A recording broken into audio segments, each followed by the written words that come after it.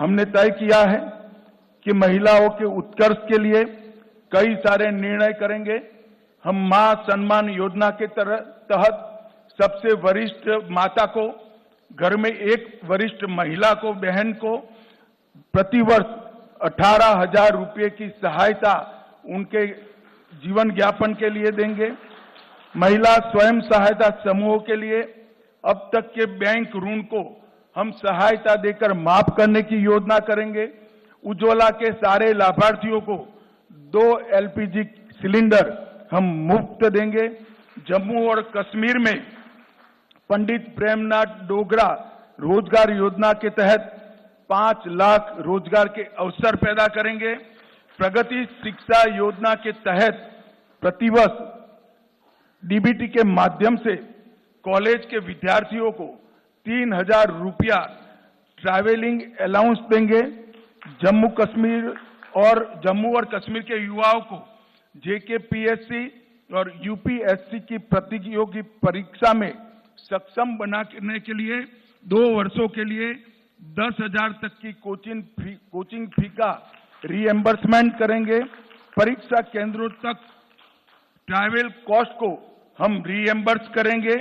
दूर दराज के क्षेत्रों में उच्चतर माध्यमिक कक्षाओं को जो छात्र छात्राएं हैं, जिसका सबसे बड़ा फायदा पीर पंजाल की और दोनों और पहाड़ी क्षेत्र में रहने वाले लोगों को होने वाला है, उनको हम टैबलेट और लैपटॉप प्रदान करेंगे। जम्मू कश्मीर की अर्थव्यवस्था के विकास के लिए 3 क्षेत्रीय विकास बोर्ड का हम स्थापना करेंगे। पीर पंजाल की जम्मू की ओर सारी संभावना है टूरिज्म को डेवलप करने की, मगर जो स्टेप मदर एटीट्यूड के तहत NC के नेतृत्व में घाटी की पीर पंजाल की इस ओर कोई टूरिज्म विकास का काम नहीं हुआ। हमने तय किया है जिला राजौरी में ठंडा मंडी के आसपास एक आकर्षक पर्यटन शहर नया बनाएंगे जो पहलगांव से भी ज्यादा आधुनिक होगा और वो पहलगांव का भी पूरक होगा। टूरिस्ट यहां पर 5 दिन रहेगा तो 3 दिन पहलगांव भी जाकर रहेगा और वो जो वहां जो 7 बड़ी झीलें हैं, वो 7 झील और झरने को जोड़कर एक बड़ा पर्यटन स्थल हम बनाने का काम करें। वाटर स्टोर को बढ़ावा देने के लिए श्रीनगर शहर की डल झील और डल झील के विकास से उसको विश्व स्तरीय एक लेक पर्यटन का क्षेत्र बनाएंगे। श्रीनगर के टैटू ग्राउंड में एक बहुत बड़ा एम्यूजमेंट पार्क बनाकर जिसमें बच्चा अगर एक बार घुस गया तो 3 दिन तक वापिस न आए, ऐसा आकर्षक स्थान हम टैटू ग्राउंड के अंदर बनाएंगे।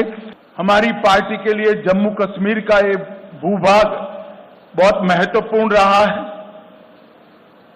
और आजादी के समय से ही हमने इस भूभाग को हमेशा भारत के साथ जोड़े रखने के लिए बहुत प्रयास किए। पंडित प्रेमनाथ डोगरा के आंदोलन से लेकर श्यामा प्रसाद मुखर्जी की शहादत तक ये पूरा संघर्ष पहले भारतीय जनसंघ और फिर भारतीय जनता पार्टी ने आगे बढ़ाया, क्योंकि हमारी पार्टी मानती है कि जम्मू कश्मीर हमेशा से भारत का हिस्सा है और रहेगा, इसमें कभी कोई संशय नहीं रहा। मगर कई साल हो गए, 2014 तक जम्मू कश्मीर पर हमेशा अलगाववाद की परछाई रही, आतंकवाद की परछाई रही। अलग अलग स्टेट और non state actor Jammu Kashmir को अस्थिर करते रहे और सभी सरकारों ने एक प्रकार से अपीसमेंट की पॉलिसी से जम्मू कश्मीर को डील किया।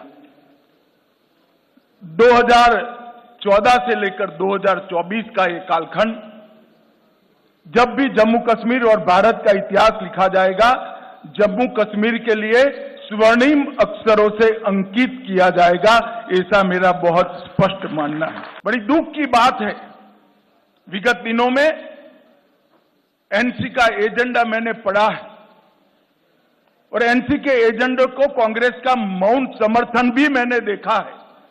मगर मैं आज आप सभी पत्रकार भाइयों के माध्यम से पूरे देश को स्पष्ट कर देना चाहता हूं, धारा 370 इतिहास बन चुकी है, वो कभी लौटकर नहीं आने सकती, हम आने भी नहीं, क्योंकि धारा 370 ही वो कड़ी थी जो कश्मीर के अंदर युवाओं को हाथ में हथियार और पत्थर पकड़ाती थी। अलगाववाद की विचारधारा ही युवाओं को विकास की जगह आतंकवाद के रास्ते पर शिफ्ट करती थी। और आज मोदी जी के नेतृत्व में ढेर सारे काम हुए हैं।